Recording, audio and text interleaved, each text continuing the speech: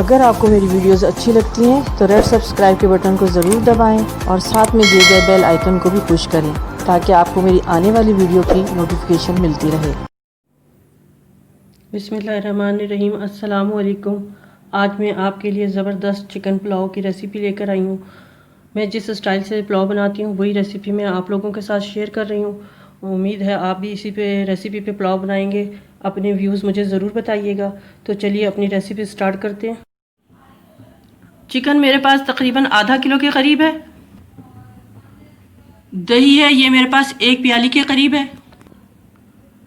چاول ہم جو ہے وہ 1.5 گلاس کے قریب لیں گے۔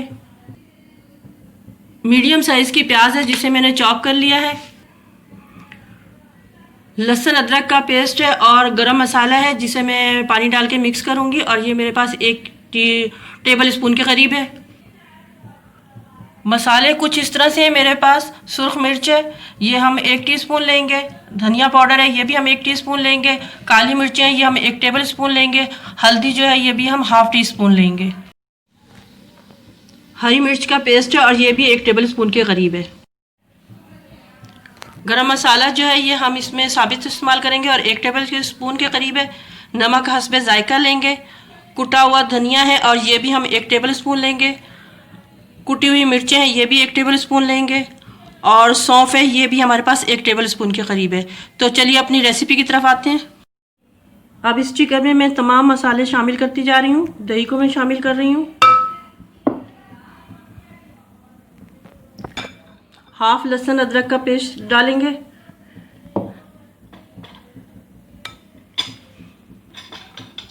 سرخ مرچ لیں گے یہ بھی ہم اس میں سے ½ ڈال لیتے ہیں۔ دھنیا پاؤڈر ہے یہ ہم پورا ڈال دیتے ہیں۔ کالی مرچیں ہیں یہ بھی ہم پوری ڈالیں گے۔ ہلدی پاؤڈر ہے یہ بھی ہم اس میں پورا لے رہے ہیں،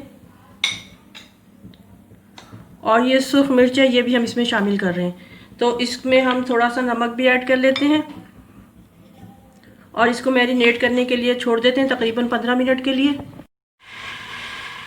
یہ میں تقریباً ½ کپ کے قریب جو آئل لے رہی ہوں۔ جیسے آئل گرم ہوتا ہے تو دکھاتی ہوں آپ کو۔ آئل جو ہے وہ گرم ہو چکا ہے تو یہ میں پیاز ایڈ کر رہی ہوں۔ پیاز نے بھی اپنا کلر چینج کیا ہے، اس کو ہم لائٹ براؤن کریں گے۔ جب یہ لائٹ براؤن ہوتی ہے تو پھر میں آپ کو دکھاتی ہوں۔ پیاز جو ہے وہ لائٹ براؤن ہونا شروع ہو چکی ہوئی ہے، تو اس اسٹیج پہ میں اس میں زیرہ اور گرم مسالہ سارا ڈال رہی ہوں۔ اس کو تھوڑا سا فرائی کرتی ہوں۔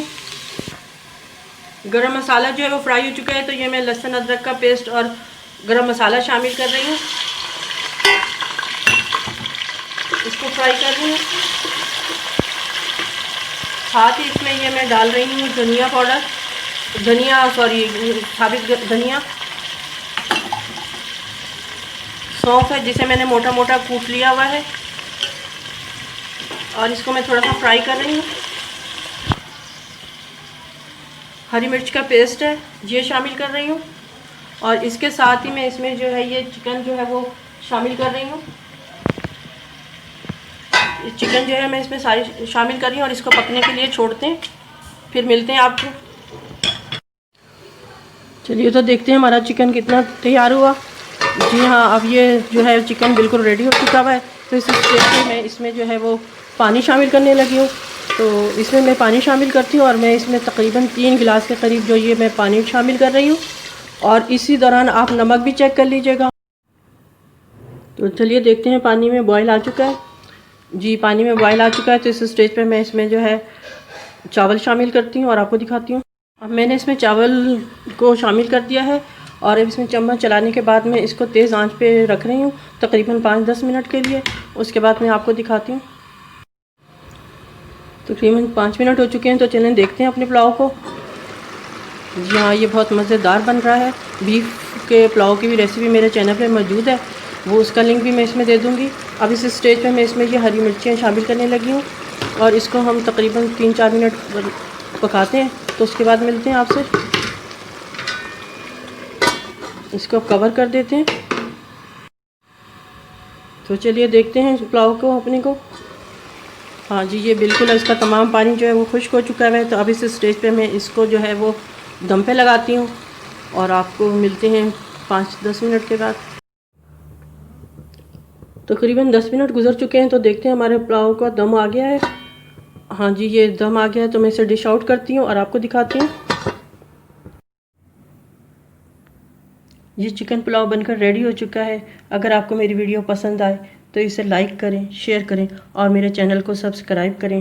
دعاؤں میں یاد رکھیں۔ اللہ حافظ۔